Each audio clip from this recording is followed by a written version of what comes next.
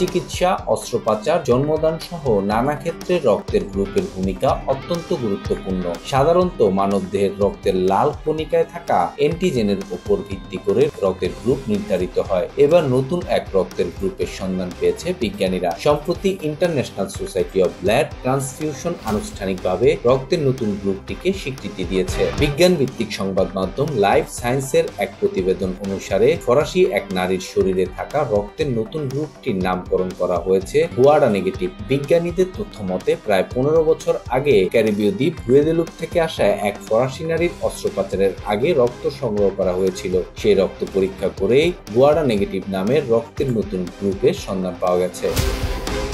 নতুন রক্তের গ্রুপ শনাক্তের বিষয়ে দ্য ফ্রেঞ্চ ব্লাড এস্টাবলিশমেন্টের বিজ্ঞানী থিয়েরি পেয়ার্ট জানিয়েছেন, 2011 সালে এক নারীর রক্তে বিরল এক অ্যান্টিবডি শনাক্ত করা হয়েছিল।